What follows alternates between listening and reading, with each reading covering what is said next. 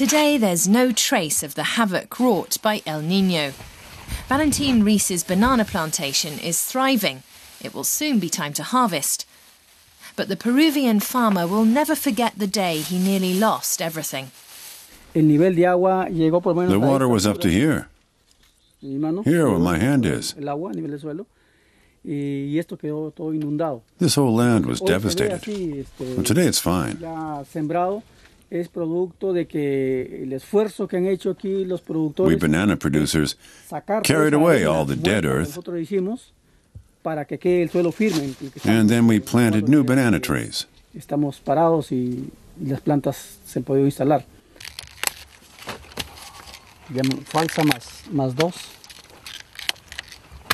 Valentin Ruiz and many other local banana farmers were facing ruin. They survived by joining forces. Today, their association numbers 340 banana producers. They export 2 million bananas a week, mainly to Europe. It's partly thanks to them that Peru is the world's leading exporter of organic bananas.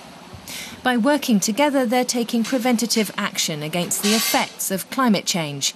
Next time that El Niño strikes, they'll be better prepared. And they know that it will. They just don't know when. It would be great if we knew when El Niño was going to come.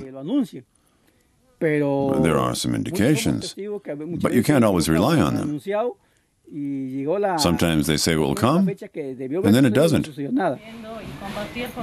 What can farmers like Valentin Ruiz do to prepare for El Niño?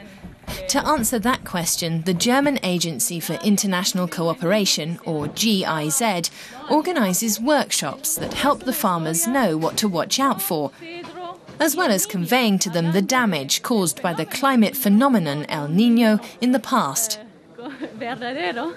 Filino Oft wants to establish an insurance system in Peru for farmers whose land has been damaged by El Niño. Tell me, what happened in 1983? The insurance scheme would pay out whenever the water temperature rises to over 24 degrees, an indication that El Niño is on its way. That way, the farmers would have financial aid as soon as they needed it. But there's a lot of scepticism. These Peruvian farmers don't trust insurance schemes. If you sign up for life insurance or health insurance, you start thinking you should get sick so that you can get your money's worth. So an El Niño insurance makes them actually want the weather pattern to occur. Or they at least want some kind of saving mechanism so that they can get some return on it. Valentin Ruiz doesn't have any kind of insurance. He's always invested his money in his land. But now that he's chairman of an association of 340 banana producers, he's reconsidering. We banana farmers aren't used to the idea of insurance. We're legally obliged to insure the people who work for us, but not to insure ourselves. El Niño is only one of the threats to their plantations. Another is drought. The climate has always been a challenge here in the Piura region in the north of Peru. A little rainfall is a boon for farmers, but too much and everything gets swept away in floods. Climate change has exacerbated the problem.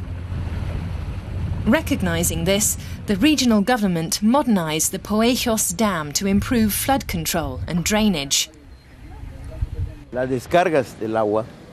When we let the water out, it relieves the pressure. The new building project allows us to control the water better, so there's no risk to the reservoir. The farmers in the Piura and Chira river valleys stand to benefit. Even so, the dam can't completely prevent damage to the plantations when El Niño strikes. That's where the GIZ comes in. Together with local insurance company La Positiva Segura, Filino Oft wants to persuade farmers to sign up for the El Niño insurance scheme. Until now, there is only one insurance in Peru against environmental damage in the agricultural sector. Agriculture is probably the riskiest business in the world because it depends on the weather. The farmers can neither predict nor control the weather.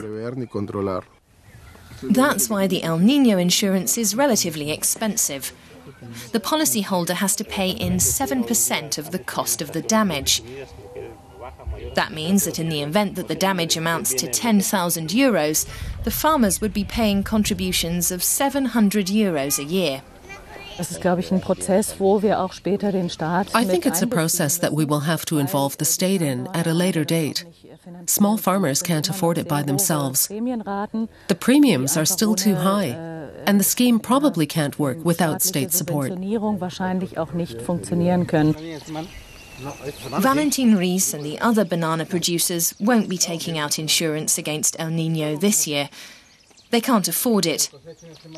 They've recently invested in 18 new dikes. They're a form of insurance too. If it floods here, you've got water up to here. The dikes break the force of the water, preventing the plantations from getting flooded. Up to 19,000 crates of organic bananas are exported from here every week. The producers spent $1 per crate on dikes, bridges and secure pathways, just in case El Niño strikes again.